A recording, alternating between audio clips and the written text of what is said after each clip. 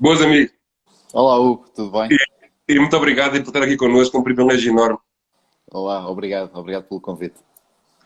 E começar a perguntar como é que é viverem no mundo de emoções. O mundo das emoções é viver, essa é a mesma coisa que os adeptos e tentarmos levar o melhor de nós a toda a gente e, portanto, as emoções são grandes, mas também é um privilégio e é um prazer enorme trabalhar neste mundo. E como é que olha o jornalismo desportivo atualmente? Não, eu não acho grande piada quando se fala na questão do jornalismo desportivo. Para mim não há jornalistas desportivos, há jornalistas. Um jornalista que trabalha em desporto pode trabalhar em outra área, às vezes se calhar de outras áreas terão mais dificuldades em entrar no desporto, mas eu acho que um desportista, um jornalista de desporto, trabalhará em qualquer área. Em relação ao desporto, eu não acho que seja muito diferente do mundo atual. É um mundo difícil para ser jornalista porque toda a gente se acha um bocadinho jornalista e toda a gente gosta de criticar o Não. jornalista. Mas isso é o mundo atual portanto, por um lado é fascinante porque são tempos fascinantes, são tempos extraordinários, eu diria mesmo. Por outro lado, são tempos difíceis em que é preciso ter muita atenção, como é que eu ia dizer? É preciso ter muito cuidado porque o julgamento é fácil e toda a gente gosta de criticar e gosta de destruir. É mais do que o criticar, gosta de destruir. E portanto são tempos, por outro lado, também mais complicados. Ainda bem que falou nisso, que eu ia lhe perguntar se este programa que estamos a fazer agora se pode ser com cultura tática. Sim, claramente com muita cultura tática. Este programa que o Hugo leva tem muita cultura tática e é um programa que tenho muitas saudades de fazer o Cultura, porque é, para além do privilégio enorme, partilhar ali um bocadinho de conhecimento do António Simões para com todos, é também um privilégio enorme os convidados que o António arranja e ao longo deste tempo tem sido um percurso extraordinário. Já lá vamos quase com 3 anos e com mais de 60 programas, tem sido fantástico.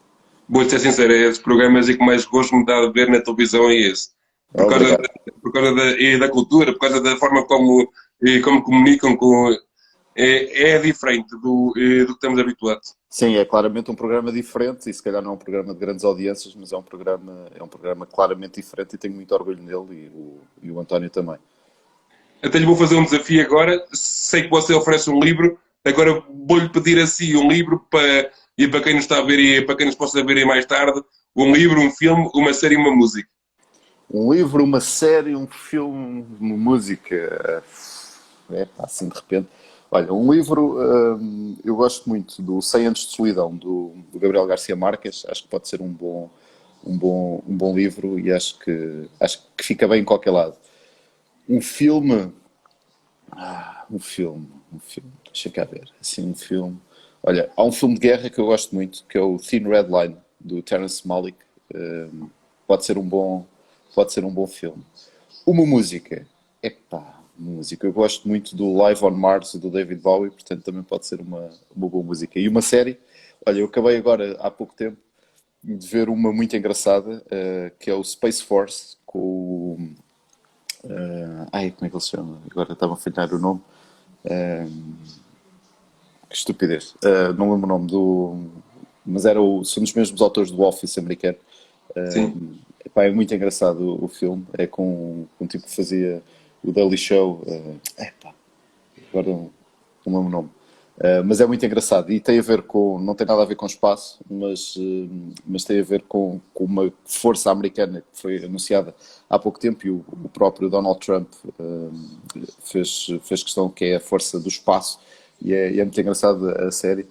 Foi a última que acabei de ver, é uma boa série. Claro. Ia-lhe perguntar um bocadinho do seu percurso. Sei que esteve na SIC, esteve no Mundial também, Sim, na esteve pista mundial. também no programa Os Donos do Jogo. Sim, na SIC, sim, sim, Sim. sim.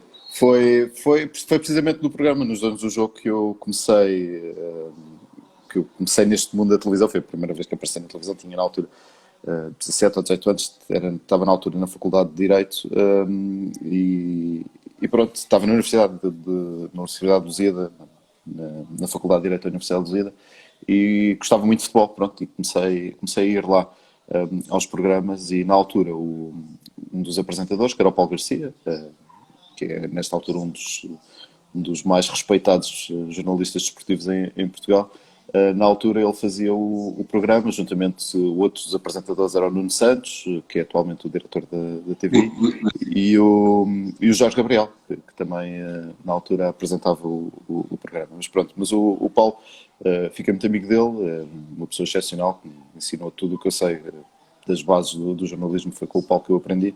E o Paulo começou-me a perguntar, que ele trabalhava também nos Donos da Bola, e perguntou-me, não queres vir cá dar aqui uma ajudinha, aqui a fazer umas pesquisas e aqui na redação, vens à sexta-feira e não sei o quê, pronto. E eu comecei por aí. Entretanto, apareceu a Mundial, eles quiseram reformular a Mundial e convidaram o Paulo para ser o diretor da parte do futebol, o editor da parte do futebol da revista. E ele convidou-me a mim para ir com ele, fazer parte dessa equipa, juntamente com o Paulo Centrão, que é o atual assessor de imprensa do Sporting, juntamente com o Paulo Pinto, que hoje está na bola. Os editores que lá estavam eram o Paulo Rolão e o Gonçalo Pereira, que hoje é o diretor da National Geographic, e portanto, e pronto, e foi por aí que comecei.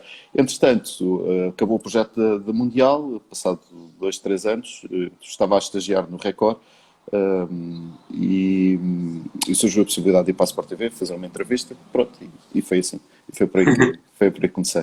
E já é dos mais antigos da casa agora. Sim, já tenho 20 anos de Sport TV, não sou dos mais antigos, mas porque ainda há gente mais que já lá estava quando eu cheguei, o Sérgio Duarte Almeida, o Rui Pedro Rocha, o Jorge Golão, todos eles já lá estavam quando eu lá cheguei, o Jaime Craft também já lá estava, o Sérgio Sousa, que entretanto já saíram, mas... O próprio Rui e o Rui Miguel Mendonça, que eu também já Rui tive. Miguel Mendonça já lá estava, pronto, tínhamos e temos, ainda temos, porque eles ainda fazem parte do nosso grupo, não só de jornalistas, mas de amigos. Tínhamos um grupo excepcional de pessoas e tanto assim é que, passados estes anos todos, continuamos amigos todos, e a integração foi muito fácil, porque são pessoas excepcionais. Claro. E lhe perguntar como é que vê cada vez mais em força os meios digitais. Os meios digitais, isso é outra questão do mundo novo, não é? Nós temos hoje em dia a questão do digital, das redes sociais, aqui quase como um bocadinho o Space Force, é uma nova força armada dos Estados Unidos, as redes digitais são aqui uma nova forma de fazer jornalismo. Aqui a diferença, e acho que é uma coisa muito importante, é que o jornalista continua a ser jornalista e não um fazedor de redes sociais. Mas eu acho que pode ser um bom complemento e pode ser mais uma forma de se fazer jornalismo, desde que se faça da mesma forma, de uma forma séria, de uma forma instrutiva, de uma forma clara e que chegue às pessoas. Tudo o que seja para chegar às pessoas é sempre bom, e obviamente que a forma digital também. Claro. E sei que também já fez reportagem de pista, mas antigamente havia maior intrusão com os clubes, maior dinamização, em que vocês conseguiam. Hoje há uma grande resistência dos clubes a chegar a vocês. Sim, há uma grande resistência dos clubes. Os clubes são muito fechados. Na altura também eram. Não era fácil entrevistar. Na altura, quando eu estava no Mundial, por exemplo, lembro-me de ir fazer muitas entrevistas ao Estádio da Luz, ao Estádio de Alvalade, tínhamos maior acesso aos jogadores. Hoje em dia, com os canais dos clubes, com os próprios canais internos digitais dos clubes, é mais difícil chegar, porque eles tentam canalizar também para si, e é também uma forma de controlar um bocadinho ali a informação. Hoje em dia é mais difícil.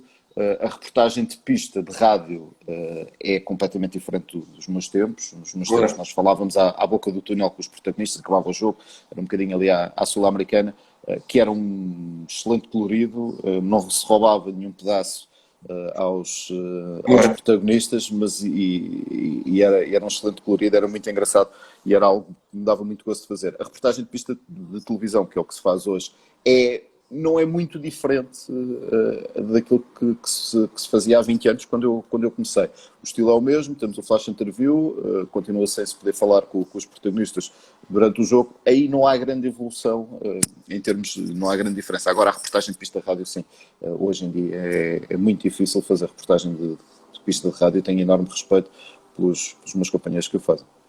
Claro, até lhe dar um exemplo, o Pedro Luís esteve aqui comigo no domingo Um dos e melhores teve, repórteres, um dos e melhores repórteres de pista. que uma vez e foi ao estádio do Sporting e teve a entrevistar o Figo no banco de suplentes Sim, na isso, reportagem de isso pista. fazia-se. Isso fazia-se com muita miúda, era muito fácil. Eu lembro perfeitamente, ainda há pouco tempo, estava a recordar isso do Schmeichel.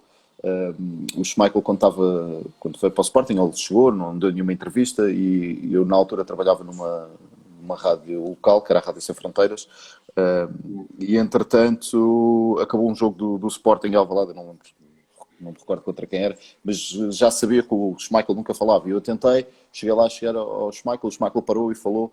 E a primeira vez que ele falou com alguém em Portugal, com algum jornalista em Portugal, foi comigo. Depois, obviamente, todos os outros meus companheiros aproveitaram e fizeram ali mais umas perguntas. E isso era muito normal. Acabava o jogo, falava-se, o médico, uma das muletas que se aprendia era quando o médico ia assistir, por exemplo, um jogador saía ali à boca onde nós estávamos e perguntava-se, oh, doutor, então o que é que se passa com o Figo ou com o Ronaldo, ou está tudo bem com ele? E ele respondia e isso fazia parte do espetáculo. Hoje em dia é impossível, até porque pelo posicionamento em que quer os repórteres de pista, de televisão, quer de rádio estão, é impossível tu conseguirmos lá chegar, porque ao banco, depois aos seguranças e antes do banco, esquece, é impossível. Hoje em dia isso é uma pena porque eram tempos bem divertidos. Os próprios treinadores falavam na rádio antes de ir ao flash interview, quando eu ia ao banco. Alguns, outros fugiam e havia pérolas, havia momentos incríveis de reportagem ali à saída do túnel. Eu teria a perguntar em relação a isso se acha que o jornalista deve ter um lado de psicólogo. Isto é, depois daqueles jogos grandes ou assim, quando as equipas vêm mais chateadas, os treinadores e assim, tem que ter alguma forma de tratamento para lidar com isso, o jornalista com aquela pessoa que estão a falar.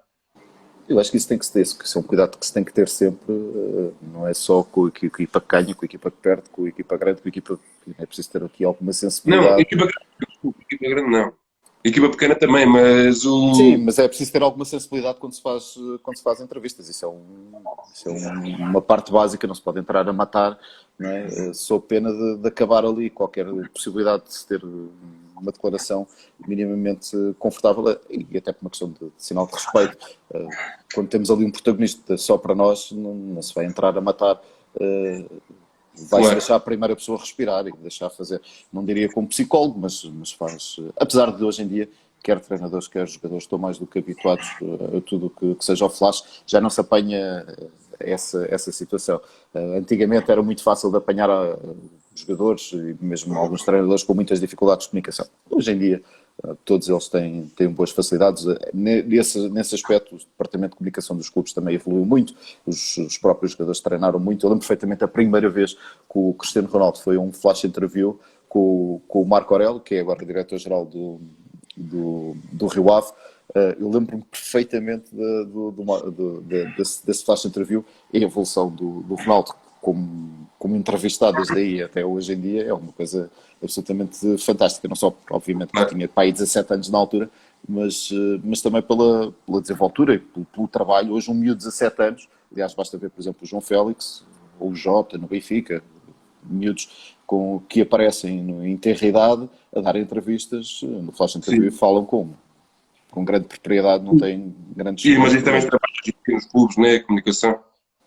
Não percebi, desculpa. Também se trabalha muito nos clubes a comunicação. Sim, esse é o lado positivo do trabalho de comunicação dos clubes, obviamente trabalham muito melhor, não é só, não tem só coisas más, também tem obviamente coisas boas e nesse caso, obviamente que a comunicação dos clubes, apesar de ser mais fechada, mais hermética, também permite maior desenvoltura por parte dos protagonistas a falarem, não é? Claro. E ele falar sobre a reportagem e sobre ser enviado especial. Sei que já fez muitos mundiais europeus. Já fiz, não fiz muitos, fiz um europeu e fiz um mundial no estrangeiro, em Portugal também. Fiz um europeu Euro 2004.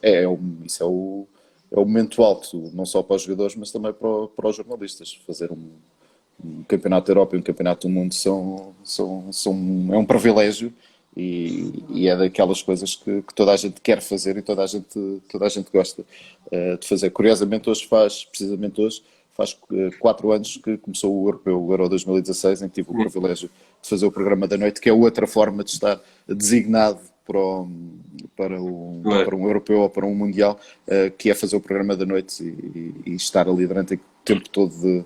Também é durinho, apesar de se dormir a casa e de se ver a família, mas é durinho lidar com isso. Mas no estrangeiro, fazer um campeonato da Europa e um campeonato do mundo é um ponto alto. Tive a felicidade de fazer, curiosamente, antes do Euro 2016, onde Portugal chegou mais longe no europeu, que foi no Euro 2004, e tive a oportunidade de fazer também o Mundial depois de 66, onde Portugal chegou mais longe, que foi o Mundial de 2006. Foi uma experiência incrível e é muito diferente. E é um bocadinho como aqueles palcos grandes em que é difícil não se brilhar, só não brilha quem não quer, porque há tanta informação, tanta coisa para se falar, tanta coisa para reportar, que é incrível. Sabe que eu já tive aqui o Fernando Meira e disse-lhe a ele mesmo, acho que o Euro 2004 foi um Euro espetacular, mas o Mundial onde o Fernando Meira esteve a titular, com o Ricardo Carvalho, para mim Sim, foi sim. o Mundial. Foi aquela competição onde nós jogamos mais ainda, porque já tínhamos o Ronaldo com mais 2 anos, Sim. tínhamos o Figo ainda ali, o Deco, o super forma. Sim, sim, sim. O Mundial de 2006 acho que é o Mundial mais bem conseguido por Portugal. Também tem um selecionador muito experiente, o Scolari, que em alguns momentos chave falhou como treinador, porque ele, e esta é a minha modesta opinião, e quem sou eu para criticar um senhor que foi campeão do mundo de seleções, mas eu, na minha opinião, as falhas que ele tem como treinador consegue compensar como selecionador. Toda a gente diz, Portugal se tivesse outro selecionador em 2004 poderia ter ido mais longe, em 2006 poderia ter ido mais longe. A questão é, até 2004 e até 2006, será que Portugal, com outro selecionador, teria ido tão longe? Essa é uma questão. A única Nunca situação saberemos. meio Nunca parecida saberemos. foi em 66 e com o Eusébio, né? Sim. E aí foi o efeito surpresa, um bocadinho também como em 84, o efeito surpresa de Portugal acaba por ser, o efeito surpresa acaba por ser sempre com jogadores, quando não nos conhecem na altura, o futebol era muito diferente, quer em 66, quer em 84, até nos conhecerem, e aí os ingleses e os franceses fizeram bem o trabalho de casa e acabaram por nos ganhar. Mas até nos conhecer esse efeito surpresa, com o Chalana num lado, com o Eusébio no outro, com o Simões, com o Zé Augusto, temos Com Torres. com o Torres, com o Coluna, não é? Em 66 e em 84 com o Carlos Manuel, com, com o Jaime Pacheco, aquela equipa fantástica, o Chalana, Jordão, o O Paulo Fernando Sousa. Gomes, O Paulo Sousa não, o António António Sousa. Sousa, sim, tínhamos uma equipa, o tio do José Sousa. Tínhamos uma equipa fabulosa, mas era uma equipa que, lá está, tal como em 66, não era assim tão conhecida na Europa e aproveitámos também para ganhar um bocadinho essa surpresa. Mas era uma equipa fabulosa, obviamente, e coloca aqui alguma justiça numa geração, nomeadamente a de Jordão e de Fernando Gomes, finais anos de 70, início dos anos 80, que acaba por ter ali finalmente o seu grande palco no futebol europeu. Claro. E como é que veio a evolução do jogo de há uns tempos para cá também aqui em Portugal? A evolução do jogo. Eu acho que o jogo fisicamente é muito diferente. Portugal continua a ter excelentes jogadores. Acho que em termos de evolução de futebol, acho que o jogo é mais físico. Em termos táticos, continuamos a ser um dos melhores países do mundo e por isso é que exportamos tão bons e tantos treinadores para todo o lado. Em termos de jogo, acho que é essencialmente isso. As pequenas equipas acho que trabalham melhor em termos físicos, estão mais próximos quando se fala na questão da nivelação do futebol. Toda a gente diz o futebol está muito nivelado por baixo. Se calhar os grandes têm menos qualidade do que tinham há uns anos, mas os clubes ditos mais pequenos têm muito melhores condições, não só de trabalho, mas também do próprio trabalho físico dos jogadores, Sim.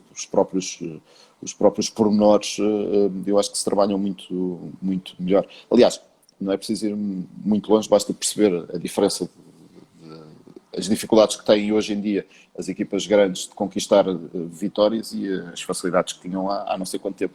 Ainda há bem pouco tempo havia equipas na primeira divisão que não tinham um campo para treinar, não é? E, portanto, Claro. só isso diz muito da Até o evolução do próprio futebol. Benfica chegou a ter isto, né? Que teve a treinar no Jamor e assim. No Ainda Jamor, esteve a treinar em Odivelas, mas isso foi na altura da construção do estádio, mas antes dos centros de estágio, hoje há clubes pequenos que têm centros de estágio e centros de treinos, portanto, com exceção, salvo erro, do Santa Clara e do Belenenses, na primeira divisão, acho que todos eles têm campos alternativos para treinar e, portanto, hoje em dia acho que a evolução do trabalho em nada se fica a dever e, portanto, acho que essa é uma grande diferença do tempo de há 20 anos para cá. A evolução acho que se nota muito, quer em termos físicos, quer em termos de condições de trabalho dos mais pequenos. Acho que aí o futebol está mais próximo. uma coisa que se perdeu, se calhar, foram as grandes estrelas, né? Já não temos jogadores como Aimar, como Hulk, como Falcão. Sim, mas ó, repare nisto.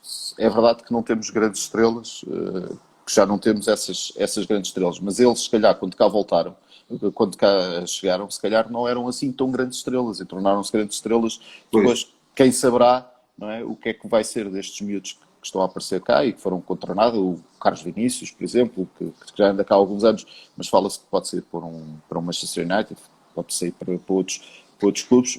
Há jogadores, o Marega, por exemplo, do Porto, ou outros jogadores, o Danilo, há uma série aqui de O jogadores. próprio Rafinha, por exemplo. Sim, quando saírem não sabe muito bem para onde vão e, portanto, se calhar estamos aqui a falar de potenciais estrelas. O campeonato português não é um campeonato retentor de estrelas, mas que as estrelas fiquem por cá. É claramente um campeonato trampolim, mas ainda assim acho que não nos podemos queixar. Não nos podemos queixar com maior ou menor qualidade. Acho que não nos podemos queixar da qualidade dos nossos jogadores. Temos jogadores, por exemplo, no Portimonense que são internacionais sub-23 do Brasil. Acho que, acho que o Famalicão tem um internacional lá brasileiro, não é? E o Portanto, argentino, o Neuer um Pérez. argentino, exatamente. Portanto, quer dizer, estamos aqui a falar estamos a E o falar de próprio clubes. Portimonense, que tem o Jackson, que está Sim, sim, mal. sim. Mas Exatamente, o Jackson Martinez, mas se olharmos todas as equipas, acho que têm as suas estrelas. Eu acho é que há aqui um desfazamento, por exemplo, com esta questão do futebol da Liga Europa e da Liga dos Campeões, o insucesso português, que não é um insucesso normal, este ano acabou por termos esse insucesso. Ainda assim chegámos a ter, e fomos o único país a ter 5 equipas nos oitavos, nos 16 avos de final da Liga Europa.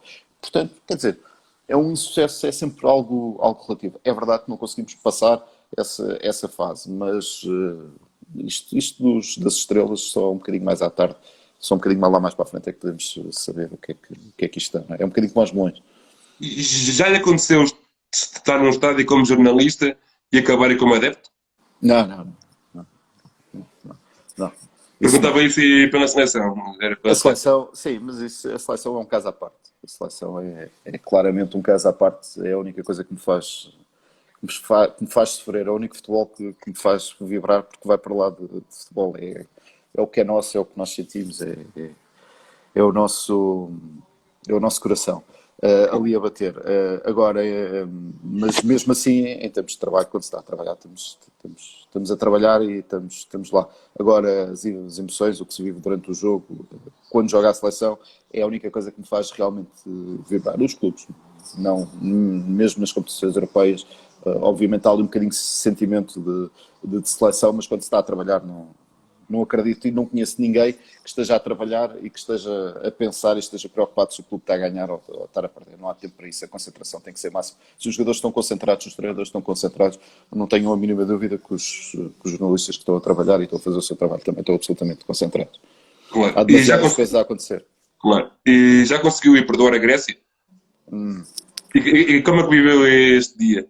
Esse dia foi um dia muito difícil. Eu estava no centro de estágios a fazer a partida de Portugal para o Estádio da Luz. Eu tinha bilhete, comprei bilhetes para ir ver os jogos todos da seleção durante o Euro 2004 e tinha bilhete para ir ver esse jogo também. E foi um dia muito duro. Por um lado, foi um dia de enorme esperança, era a primeira vez que Portugal estava na final de uma grande competição internacional, Aquela envolvência toda também. com aquela envolvência das pessoas e tudo. Eu lembro perfeitamente de estarmos ali a fazer, tivemos o dia todo a fazer diretos de manhã à noite até à partida da seleção. E depois apanhámos a parte, eu e a produtora a Sónia Veloso, apanhámos a parte final, que foi já o desmontar, digamos assim, do cenário, porque tivemos à espera que o autocarro partisse, o autocarro partiu e nós fomos mais ou menos atrás, né? Ali com algum, e vimos a multidão e vínhamos a ouvir a rádio também que se estava a passar e foi um dia muito emocionante. Aquele cabeceamento do Caristeias é que não estava nos planos e foi ali um bocadinho a tragédia grega que nos acabou por estragar a festa. Mas foram momentos muito difíceis, o pós, o antes também, envolvi um bocadinho também de drama familiar. A minha avó tinha morrido há poucos dias e, portanto, estava ali ainda tudo muito fresco e foi um momento muito complicado também. Mas acho que depois de 2016 acabámos por ganhar e com juros essas coisas todas. Claro. E eu acho que o Ricardo já não pode ver o Caristeza e nem o Schweinsteiger. O Schweinsteiger é que não pode mesmo. Sim, o Ricardo tem ali um problema com o Schweinsteiger e com o Caristeias. Infelizmente agora já não tem problema. O Ricardo já está bem, já está bem arrumado nessas situações, mas sim, foram tempos complicados, especialmente no Sporting, o Schweinsteiger e também na seleção e o Caristeias, esse lance é de partir o coração, mas o Ricardo não tem culpa, porque se Portugal está lá nessa final, pode agradecer muito ao Ricardo e àquilo que fez Claro. nos quartos de final. Isto, quando se perde, a culpa é da equipa toda, quando se ganha também o mérito é da equipa toda, independentemente de quem marca, né? Portanto, eu acho que o Ricardo teve muito mérito naquilo que foi a carreira de Portugal no Euro 2004, no Mundial de 2006, e como todos também falham, não é?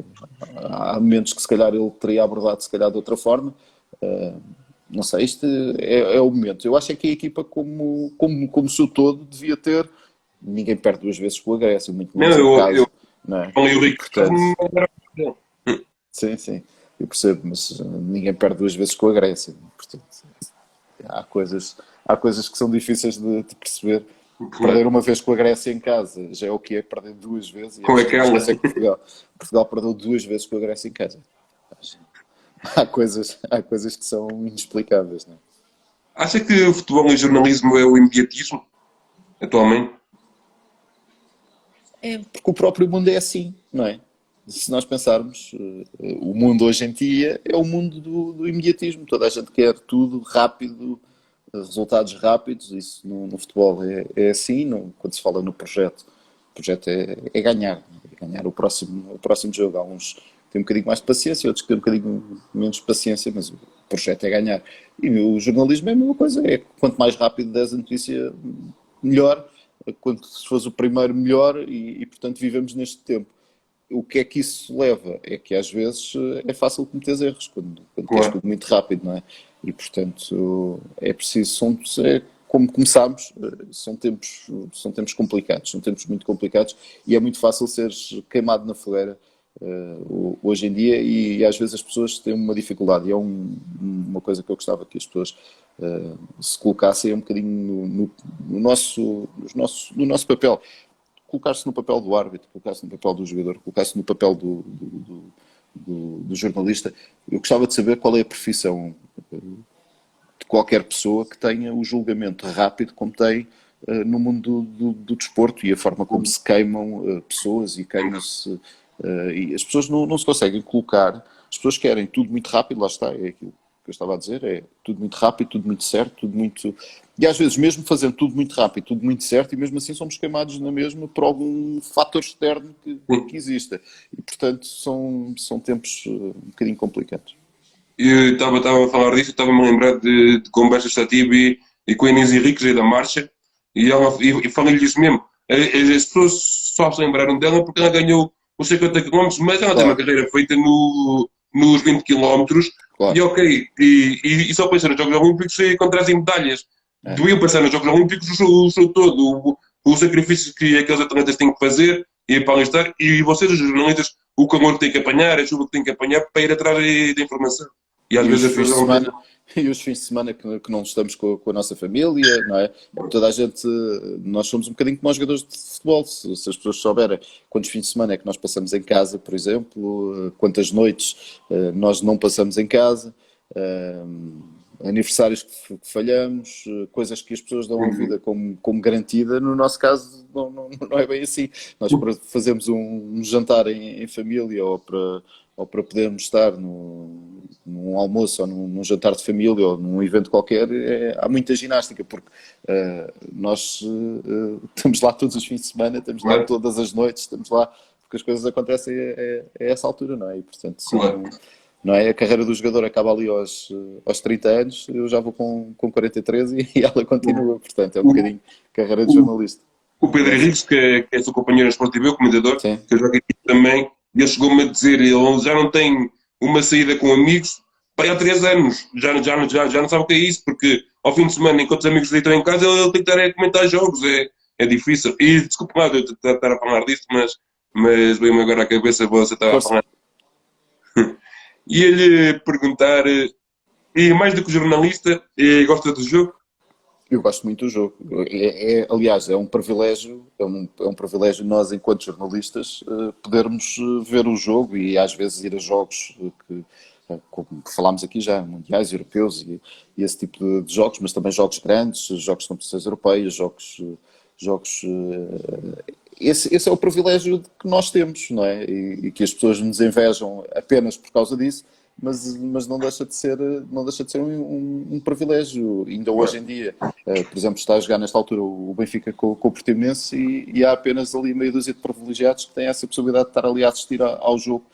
E apesar de eu gostar muito de televisão e gostar muito de trabalhar em televisão, obviamente que um jogo ao vivo é outra coisa completamente diferente. Só o cheiro da relva, o cheiro dos estádios, que hoje em dia não temos isso, não é? Porque não há público, não há bifanas, não há essas coisas, não há esse colorido todo do jogo, que ainda é a pureza e ainda é o que mais, para além obviamente do jogo, é o que ainda traz aqui algum colorido e é aquilo que continuamos a trabalhar e a levar às pessoas, mas a verdade é que somos uns privilegiados por podermos ver o jogo. Eu acho que para trabalharmos nesta área nós temos que gostar muito do jogo, porque isto, se chegarmos ao fim de 20 anos, e se calhar por causa disso é que muita gente passa cá, há uns que passam e vão embora, e se pensarmos não há assim muita gente com muitos anos de carreira de jornalismo.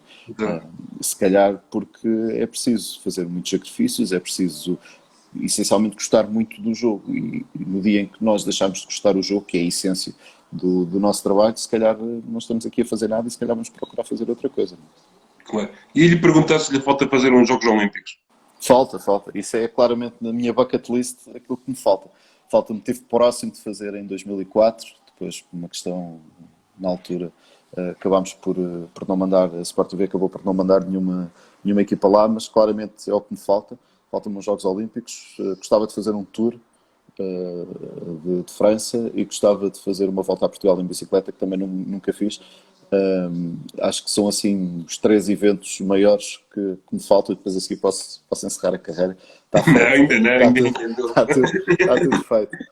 E não falta isso. E lhe perguntar sobre a final da Champions de 2014, que sei que esteve com a Sport TV como detentor ou Ou os broadcasters, isso foi um enorme orgulho, essa final da Champions, para toda a gente que trabalha na Sport TV, porque fomos nós que fizemos a transmissão para todo o mundo, e foi considerada na altura uma das melhores transmissões de sempre, também uma das melhores finais de sempre, se bem se lembra, aquela final espanhola entre o Real e o Atlético, com o Sérgio Ramos a empatar em cima do fim do jogo.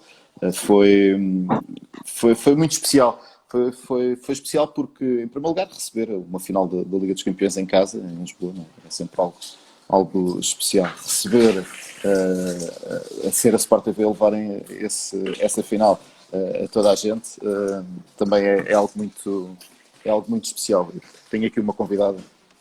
Tenho aqui uma convidada que acabou de chegar da rua. Veio aqui cumprimentar. E sim, claramente mais um momento muito, muito alto da nossa carreira enquanto Sport TV. Foi levar ao mundo essa grande final da Liga dos Campeões, ainda por cima em Lisboa, no Estádio da Luz, com toda a envolvência, toda a preparação. Foram semanas e semanas. O Rui Miguel até me teve a dizer que foram 3 ou 4 meses de. Sim, o trabalho de produção. O trabalho de produção foi brutal, mais até do que o nosso trabalho, porque nós só naquela semana em que o jogo se desenvolveu é que tivemos mais trabalho, com os treinos e com essas coisas todas, mas o trabalho de produção da equipa liderada pela Paula Pires foi brutal. Eles estiveram durante 4 meses embranhados naquilo. Desde que foi atribuído a Lisboa, eles fizeram um trabalho fabuloso e correu tudo lindamente e foi motivo de grande orgulho para a Sport TV e também para o desporto em Portugal. E vou-lhe perguntar como é que é fazer o Fanzone também, que sei que também faz.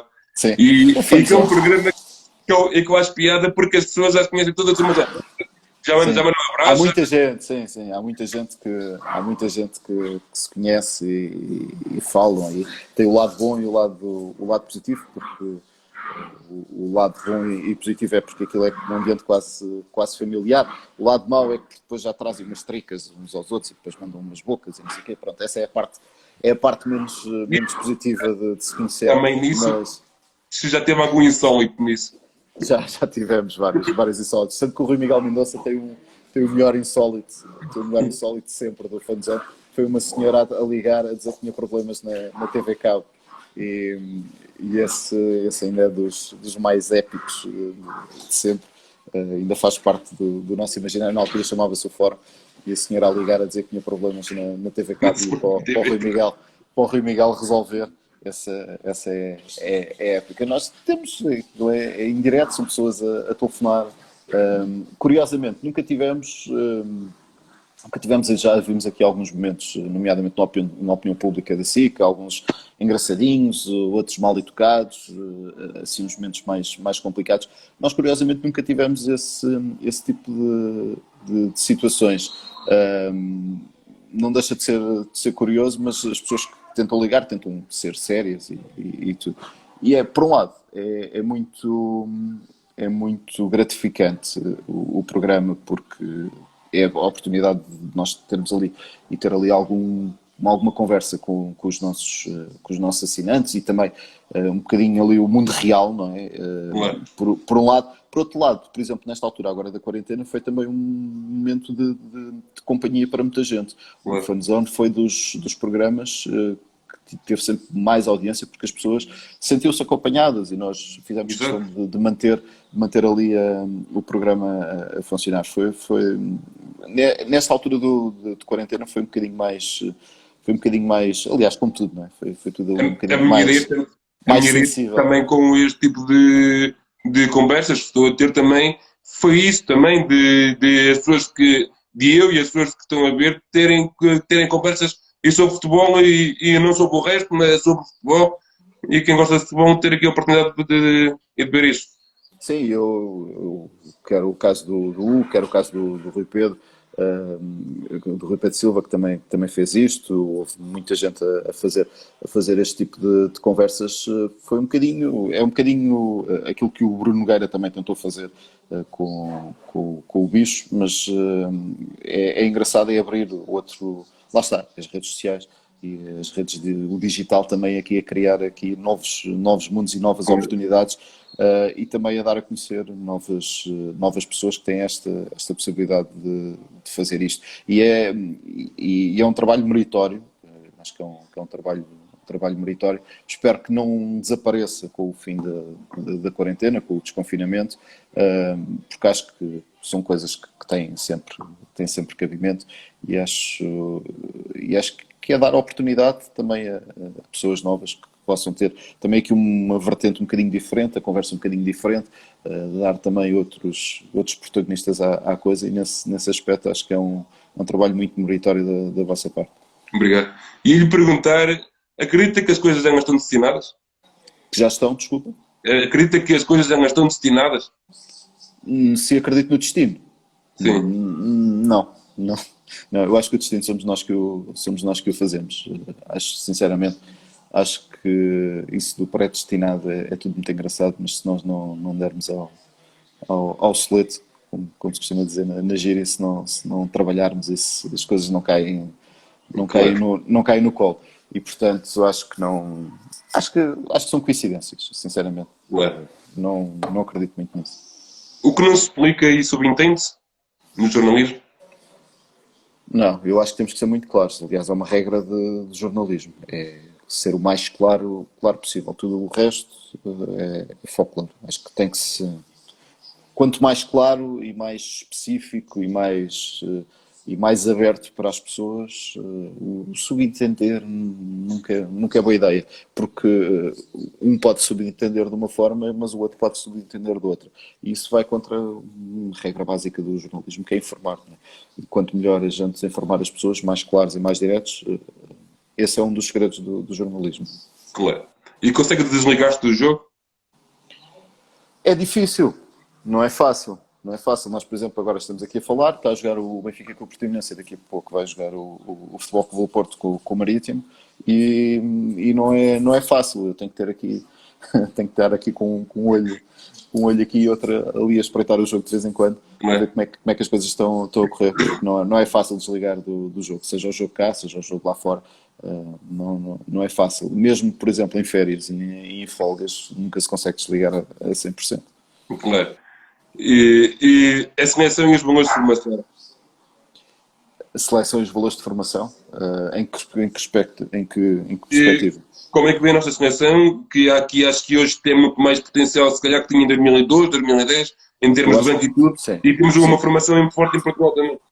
sim, é assim, Portugal sempre teve, desde o projeto Queiroz, se calhar um bocadinho antes até do Carlos Queiroz, quando começámos aqui a formar jogadores nos anos 80, com o Aurélio Pereira no Sporting e todo esse início de formação, Portugal sempre teve uma grande característica formadora. Curiosamente, na altura do Scolari, o Scolari foi o responsável, não sei se de uma forma resultadista apenas, mas o Scolari foi responsável por ter destruído um bocadinho das bases da formação da seleção. Isso depois, entretanto, foi sendo reativado e Portugal teve ali alguns anos com alguma dificuldade em que tinha o Ronaldo, mas se olharmos para europeus e mundiais de 2010, 2012, 2014, as coisas já começam a ter ali algumas dificuldades. Curiosamente, com a entrada agora desta direção do Dr. Fernando Gomes, as coisas começaram a ser um bocadinho revertidas e começámos a ter aqui grandes valores e voltámos a ganhar outra vez nas seleções jovens. A verdade é que não é fácil, porque aquilo que nós fazíamos há 20 anos, os outros todos começaram a fazer. Porque nós começámos, entre aspas, a copiar aquilo que a França faz, e ainda hoje a França ganha disso, mas a França continua sempre e tem uma base. A França, quem diz a França, diz também a Alemanha, passado alguns anos, tem uma base de recrutação muito maior que nós. Nós só temos só 10 milhões de habitantes, é preciso não esquecer disso. E, E portanto, mesmo assim ganhamos e muitas competições jovens. precisamente, Imagino. nessa perspectiva, o trabalho que nós fazemos a nível de formação, se calhar só os holandeses é que, com um nível tão pequeno de recrutamento, conseguem fazer tão bem ou melhor que nós. E mesmo assim, em termos de vitórias de formação de equipas jovens, os holandeses não ganham assim tanto. Mas conseguem formar muitos e bons jogadores. E os próprios holandeses tiveram uma crise depois do Mundial do Brasil. Sim, A Holanda conseguiu, num europeu em que toda a gente vai ao europeu, a Holanda conseguiu não ir. Portanto, estamos aqui em 2016, né? E só claro. apareceu agora o ano passado na Liga das Nações e tem uma nova boa seleção. Mas acho que o trabalho de seleções está garantido mesmo quando o Ronaldo decidir ir para outros caminhos. E eu acho que o Ronaldo hoje sente-se muito mais confortável na seleção, porque sabe que tem uma base de jogadores, não só jovens, mas outros aqui de meia geração. Há aqui posições em que temos aqui algumas dificuldades no imediato, mas isto sempre aconteceu. Há não sei quantos anos discutia-se a questão do ponta de lança.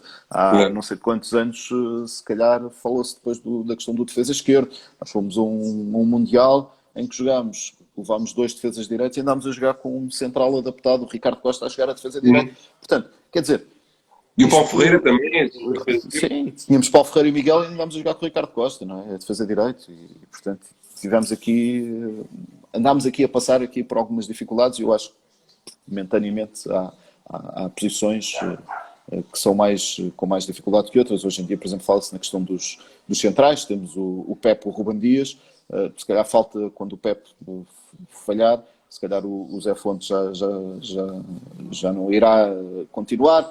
Fala-se aqui numa série de questões, mas agora já se fala, por exemplo, no Ruben Semedo, há o Ferro, há o Diogo Leite, há uma série ao miúdo do de miúdos. Sporting, que chegou agora, o Exatamente, o Quaresma, Eduardo Quaresma, há aqui uma série de há o miúdos que se Leite calhar, pronto, e se o calhar, pronto, mas se calhar no imediato conseguimos dar aqui conta do recado, vamos ver como é que vai ser no futuro, mas eu acho que Portugal tem muitos e bons jogadores e mesmo naquelas posições que fazem a diferença, acho que Portugal tem muitos e bons jogadores e nessa perspectiva temos o futuro, acho que temos o futuro garantido. Acho que a seleção vai continuar a ser uma excelente seleção, mesmo quando já não tivermos o Ronaldo e toda esta geração de 2016. E quais as equipas os estão a apaixonar aqui fora de Portugal? Fora de Portugal, eu gosto muito do Flamengo. Sou um fã do Jesus, não é de agora, desde os tempos do Estrela da Amadora. Sou um fã do Jesus e, portanto, eu gosto muito do Flamengo.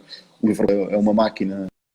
Mas isto agora, de falar de equipas que nos apaixonam, hoje em dia é complicado porque não sabemos como é que elas vão voltar. Não é?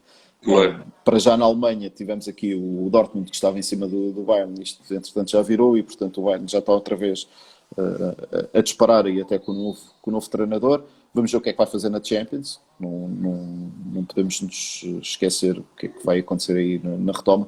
Portanto, isto é muito difícil. Daqui a umas 3, 4 semanas talvez consiga responder que equipas é que nos apaixonam nesta altura, porque isto ainda está muito, ainda não dá.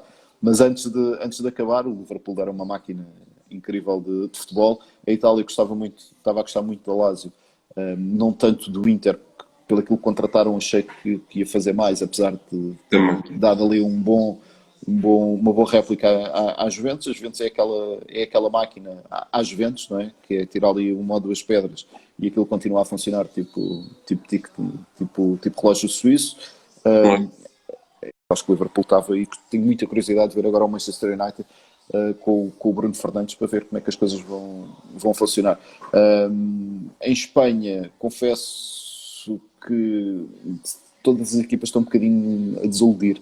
Não há assim nenhuma equipa que o Barcelona é sempre o Barcelona, porque tem o Messi, tem uma série de craques, o Real Madrid é um bocadinho ali aos repelões, e portanto confesso que o futebol espanhol está numa fase que a mim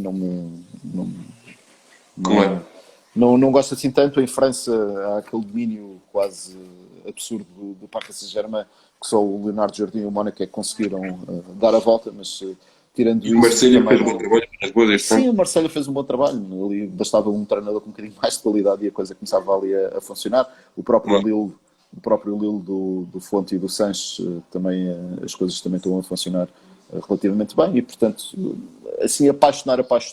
Gosto muito do Flamengo, do Jesus, gosto muito do Liverpool. Na Alemanha gostava do Dortmund até uma determinada fase. Portanto, e gosto das Juventus não só pelo Ronaldo, mas porque são uma máquina de futebol. Eu gostava de ver os Jesus. Sim, eu também, claramente. Aliás, agora quando foi o Mundial de Clubes, eu perguntei-lhe isso, o que é que faltava para ele deixar de ir para clubes em que esteja tão longe, não é? A diferença, se olharmos ainda a diferença de orçamento do Flamengo para o Liverpool é um mundo inteiro, não é? É mais do que o Oceano Atlântico e, portanto, eu gostava de saber quando o Jesus tivesse a oportunidade de treinar aqui um dos Big Five em Portugal não, na Europa. Um clube grande, uma Juventus, assim, um United. Barcelona, um United, um Real Madrid, gostava de ver assim, um Bayern Munique, gostava de ver os... O próprio Atlético, calhar. Sim, o Atlético era um clube à imagem do Jesus, mas para eliminar o Liverpool acho que vamos ter Simeone para mais uns anos. Eu por acaso gosto de Simeone. Eu acho que é um bom treinador, é um bocadinho como o Scolari, é um bom treinador de competições curtas. É. este ano, com o investimento que eles fizeram, com a pré-época que fizeram, acho que estavam na Liga Espanhola, tinha que ser o ano do Atlético de Madrid. Acho que tem um excelente plantel, tem uma excelente equipa. Acho que, na minha opinião, está um bocadinho aquém das expectativas. E qual é o jogador que lhe fez sonhar? O jogador que me fez sonhar. O jogador que eu mais gostei de ver e o jogador, assim, da minha juventude era o Cantona, que era um jogador fabuloso e não só era uma personagem. E eu gosto muito de bons jogadores e excelentes jogadores, é o que não falta aí. Agora, bons jogadores e personagens há poucos. Hoje em dia, por exemplo, temos para aí o Ibrahimovic, que é uma pena que tenha a idade que tenha, e todos os outros jogadores tudo muito cinzento. É Apesar um disso, bocado, sim, sim, força. como o Luís Freitas Lobo diz, o Ibra é a última rockstar, o resto dos jogadores é de Instagram. É um bocadinho. Apesar de eu não ter nada contra jogadores que sejam, atenção, que eles não têm que ser irreverentes. Eu, por exemplo, gosto muito da personalidade do Bernardo Silva. Acho que é um jogador que tem bom fundo, como pessoa, acho que tem boas. Um bocadinho como o Bruno Fernandes também, acho que são dois bons exemplos do jogador que, não sendo irreverente, não é? Mas depois há os outros que são. O Cantona era assim uma coisa. Não, isso já estamos a entrar no campo às vezes a parvoíce, mas pronto, não tem que ser maus, não tem que ser maus profissionais, não tem que ter assim não tem que ser uns absolutamente irreverentes para serem interessantes, Claro. mas o Cantona foi claramente um jogador. Aliás, eu tenho alguns jogadores que foram preenchendo a minha vida em alguns espaços, era o Lito Barski e o Carlos Manuel. O Carlos Manuel foi o meu primeiro grande ídolo em Portugal. Gostava muito do Lito Barski, gostava muito do Thomas Hassler, depois o Cantona, Roberto Baggio, havia assim uma série, portanto, nem todos os jogadores são irreverentes na sua feitura, digamos assim.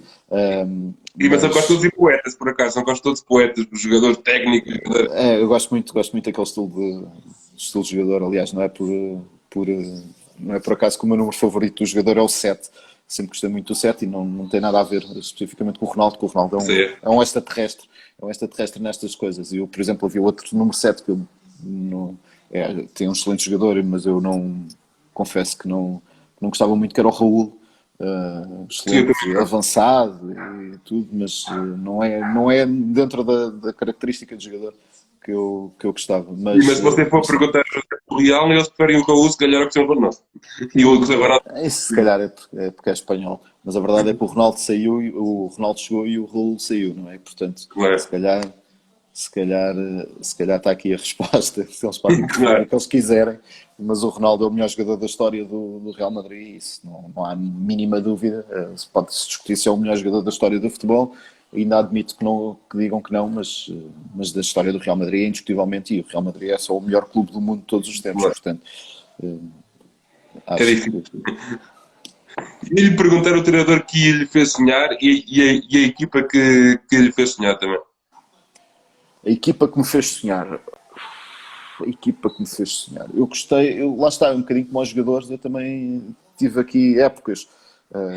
Eu gostava muito da Itália, do Roberto Baggio, gostei muito da Alemanha, do Thomas Hassler, lá está.